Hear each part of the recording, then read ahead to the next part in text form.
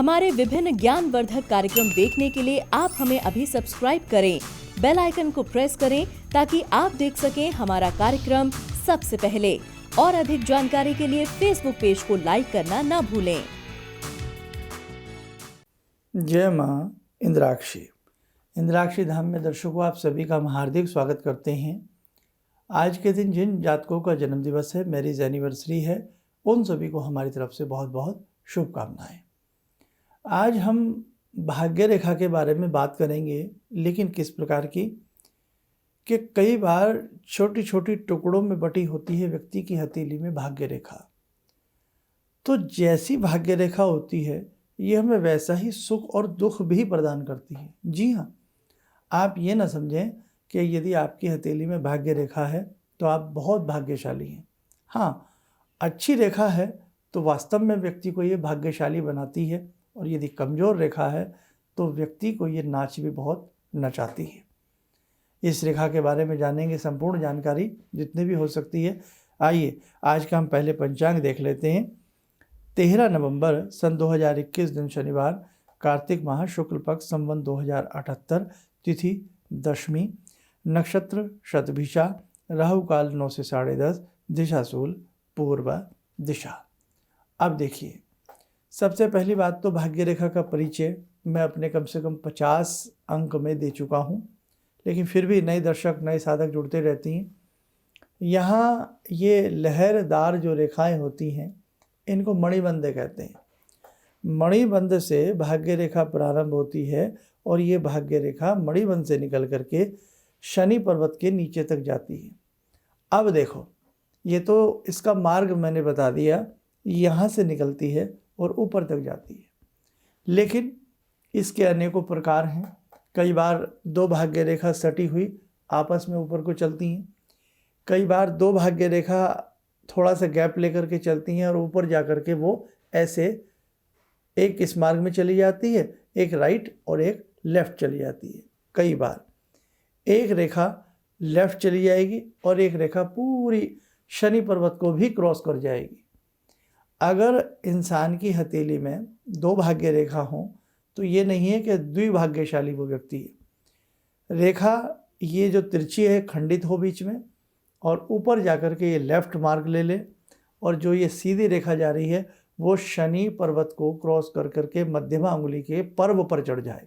ये देखो, ये मध्यमा अंगुली है, इसका ये पहला खाना है, पर्व है, इस पर ये ऊपर चढ़ जाए तो ये भाग्य रेखा अपने अर्थ को निष्फल कर देती है। किसी भी प्रकार के फल की प्राप्ति उसे नहीं होती। बल्कि हमने ऐसे कई बैगर भी देखे हैं जिनकी हथेली में भीख मांगते लोग देखे हैं, जिनकी हथेली में भाग्य रेखा है, और लोग कहते हैं कि भाग्य रेखा होने से तो व्यक्ति ऐसा होता है वैसा होता है, ये तो भीख मांग रहा है। अरे भैया, आप सब्जेक्ट को जानिए, सब्जेक्ट को पढ़िए, जब पूरा सब्जेक्ट समझ में आएगा तभी तो समझ में आएगा। तो भाग्य रेखा यदि आपके इस पर्व को पार कर ले तो ये जीवन में सुख संसाधनों से वंचित रखती है। अब ये रेखा वंचित रखती है, मोटी सी भाषा तो यही है कि हमारे कर्म ऐसे हो जाते हैं कि हम अपने कर्मों के कारण ही शुभ चीज़ों से, शुभ बातों से वंचित हो जाते हैं। अब इसी रेखा का दूसरा प्रकार सुनिए। यही भाग्य रेखा, ये मस्तिष्क रेखा होती है आपकी यहाँ बीच में, यही भाग्य रेखा नीचे बिल्कुल भी ना हो, नीचे गायब हो, और मस्तिष्क रेखा से ऊपर ये भाग्य रेखा में नज़र आती हो। लेकिन कहाँ तक?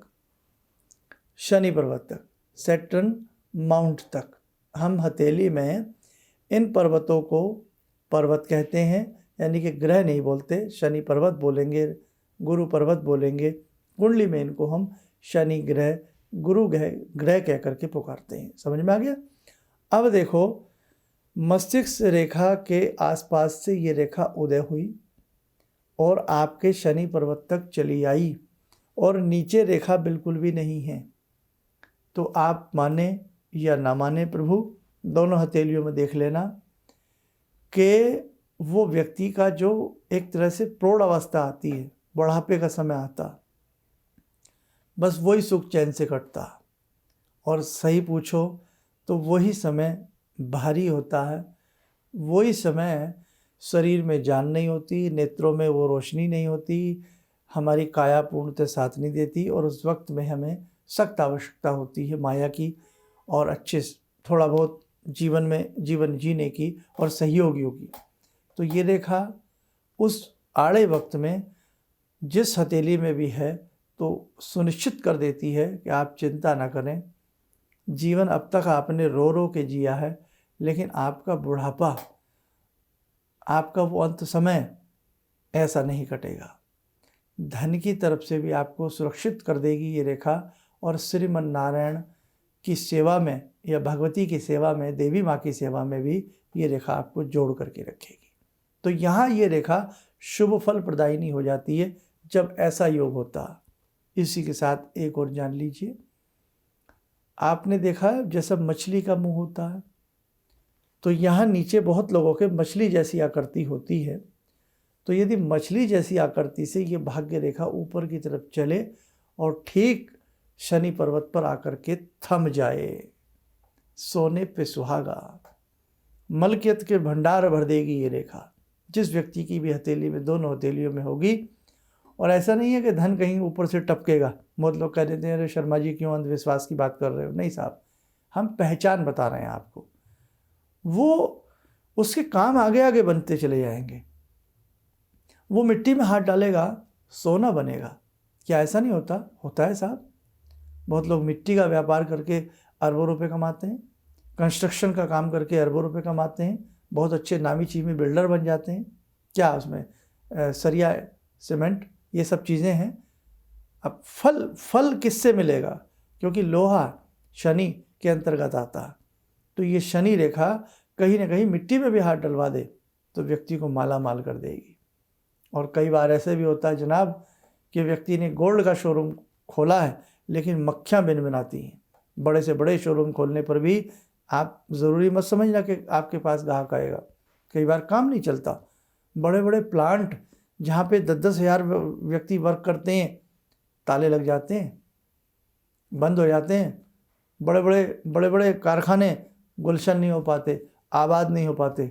और कई बार इतनी सी दुकान 5x5 की दुकान में वो सुबह आँख खुलती नहीं, वो जमावड़ा लगता है, वो भीड़ लगती है कि रात तक भीड़ नहीं टूटती है। क्या है ये सब? एक बड़ा शोरूम फेल है, एक इतनी सी दुकान। क्यों साहब? देखो, कहीं ना कहीं भाग्य तो है। भाग्य का जहाज व्यक्ति को उड़ा करके कहाँ ले जाए कोई नहीं कह सकता, समझे? भाग्य का जहाज कहीं से कहीं व्यक्ति की यात्रा करा देता। इसलिए ये भारतीय विज्ञान है और भारत से ही ये विज्ञान यूरोप पहुंचा, अनेकों देशों में पहुंचा। इसको आप झुठला नहीं सकते। कितना भी आप कह लीजिए हाथ की रेखाएं तो ऐसे ही बनती हैं, बिगड़ती हैं, तो अंधविश्वासी क्षेत्र है, आप कितना ही कह लीजिए, आपके 10-20 लोगों के कहने से कोई फर्क नहीं पड़ता। विद्या है, लेकिन हाँ, विद्यार्थी नहीं है। उस विद्या का मंथन करने वाले, उस विद्या में गहरी डुबकी लगा करके घुसने वाले, आपके भविष्य को पढ़ने वाले, आपके भविष्य को सचेत करने वाले, आपके भविष्य में कैसे आनंद मंगल आए उसके विशेष उपाय बताने वाले, हम लोग कई बार कमज़ोर पड़ जाते हैं। तो इसीलिए मेरा कहने का भाव, विद्याएं गलत नहीं है, विद्यार्थियों को वो ज्ञान नहीं है। आयुर्वेद क्या गलत है? क्या आयुर्वेद की जितनी भी विधाएं हैं, आयुर्वेद की जितने भी भाई रस रसायन काढ़े जो भी आयुर्वेद में बताया गया है जड़ी बूटियों के बारे में, क्या वो गलत है? नहीं। उसका जानकार बढ़िया होना चाहिए, परफेक्ट जानकार होना चाहिए, मज़ा आ जाए। संजीवनी बूटी है आयुर्वेद। तो कहने का भाव, इस रेखा की हम आपसे बात कर रहे थे, तो इस रेखा में ये चीज़ ज़रूर है। कई बार व्यक्ति की हथेली में ये 2 रेखाएं होती हैं और एक दूसरे के पैरेलल चलती हैं ऊपर तक, लेकिन एक रेखा यदि खंडित हो रही है और दूसरी रेखा थोड़ा सा ऊपर जाकर के खंडित होकर के गायब हो रही है, तो ये रेखा उस एज तक ही फल देगी जिस एज तक ये खंडित नहीं हो रही है। ये ध्यान रखना, जितने भी हमारे विद्यार्थी हमसे ज्योतिष सीखते हैं या जो भी है, तो ध्यान रखना, जहाँ पर ये खंडित हो गई उससे नीचे की एज में ये लाभ देगी, बाकी लाभ नहीं देगी। तो साधकों, आज मैंने बहुत हल्के में ये बताया आपको, क्योंकि बहुत विस्तारित सब्जेक्ट होते हैं, ये कोई 10-20 मिनट वाले सब्जेक्ट नहीं होते। और 10-20 मिनट करते करते तो आज 25-30 वर्षों से हम बता रहे हैं, लेकिन ये सब्जेक्ट ही पूर्ण होने में नहीं आ रहे। पूर्ण ईश्वर है। इसीलिए विद्याएं हैं, विद्याओं को पढ़ते पढ़ते मथते मथते कई कई जन्म बीत जाते हैं, लेकिन विद्या का पार पाना इतना आसान नहीं होता है। हम विद्यार्थी ही बने रहें और बने ही रहते हैं तो ज़्यादा अच्छा रहता है।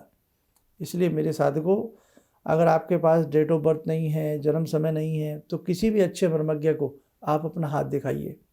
आपके जीवन की कोई भी तकलीफ़ है, कोई भी परेशानी है, तो निश्चित तौर से हमें पूर्ण विश्वास है यदि वो उपाय जो आपको बताएं, और उपाय में ज़्यादातर देखो मैं अपनी बात करता हूँ, मुझे जब भी कोई व्यक्ति अपना हाथ या इस कुंडली दिखाता है, जो भी बात आती है, हम उन्हें ज़्यादातर मंत्र विद्या देते हैं, दान बताते हैं, और दान भी वो बताते हैं जो वो आराम से कर सकें। तो ध्यान रखना, मंत्र विद्या या दान के उपाय ज़्यादा किया करें, उनसे आपको बहुत बढ़िया लाभ मिलेगा। मंत्र विद्या भाई, जो ग्रह अनबैलेंस है उसके मंत्र साधना, जो ग्रह कुदृष्टि में है उसके उपाय, उसका दान करना, बहुत सारी ऐसी बातें हैं जो आपके जीवन की समस्याओं को जड़ से मिटा सकती हैं यदि आप अच्छे से उन्हें करते हैं तो।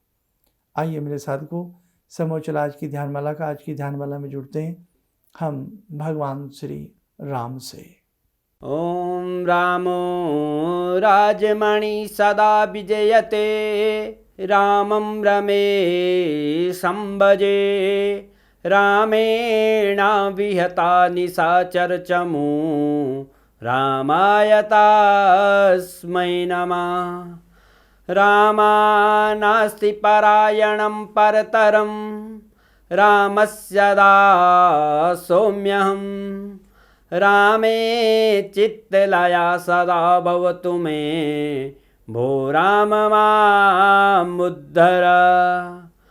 राम रामेति रामेति, रमे रामे मनोरमे, सहस्रनाम तत्तुल्यं, राम नाम वरानने। आदो राम तपोवनं दिगमनं, हत्वा मृगं काञ्चनं, वैदेहीहरणं जटायुमरणं, सुग्रीवसंवासनं। बाले निग्रहणं समुद्रतरणं, लङ्कापुरे दाहनं, पश्चात् रावणकुम्भकर्णहननम्, एतद्धि रामायणम्।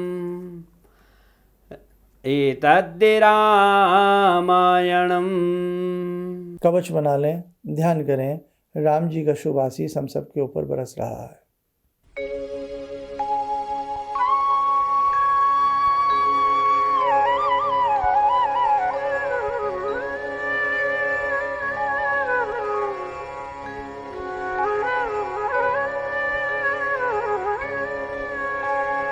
ओम बोलते हुए नेत्र खोलें, सामान्य हो जाएं। देखो मेरे साधकों, कल देव प्रबोधिनी एकादशी है, और हो सकता है ये मेरे कार्यक्रम आप बहुत कई साल बाद भी बहुत लोग देखते हैं। तो ध्यान रखना, देव प्रबोधिनी एकादशी हर वर्ष आती है।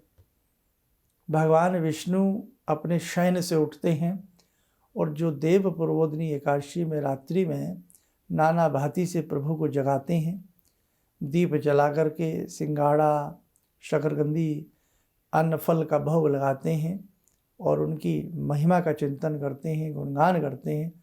वर्ष भर उस घर में हरियाली रहती है, खुशखबरियाँ उस घर में, मंगल गान बंद नहीं होते हैं।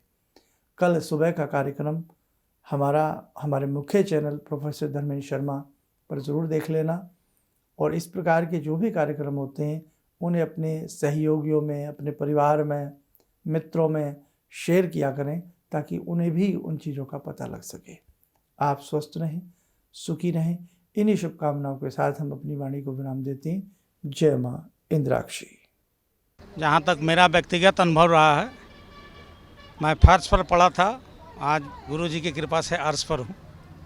गुरुजी ने एक मंत्र जब पहली बार मिला था, तो मैं ऐसी परिस्थिति में गिरा हुआ था कि मेरे को ये लगता था कि मैं जिधर भी जाऊँ मेरे तरफ एक तरफ कुआं एक तरफ खाई वाली स्थिति मेरे साथ थी। और गुरुजी ने वहाँ उस वक्त तो मेरे को 2 मंत्र दिया कि इसका आप पाठ शुरू करो। और 2 दान की सामग्री बताई थी और उसको मैंने शुरू किया और उसके बाद से उस वक्त से लेकर आज तक मैं फिर जिस स्थिति में था वो पीछे मुड़कर मैंने नहीं देखा। किसी भी समस्या के समाधान के लिए मिले प्रसिद्ध हस्तरेखा एवं वास्तु विशेषज्ञ प्रोफेसर धर्मेंद्र शर्मा जी से। नोट: शिविर में भाग लेने हेतु एवं व्यक्तिगत रूप से मिलने के लिए कॉल करने का समय सुबह 10 बजे से शाम 6 बजे तक। हमारे विभिन्न ज्ञानवर्धक कार्यक्रम देखने के लिए आप हमें अभी सब्सक्राइब करें, बेल आइकन को प्रेस करें ताकि आप देख सकें हमारा कार्यक्रम सबसे पहले। और अधिक जानकारी के लिए फेसबुक पेज को लाइक करना न भूलें।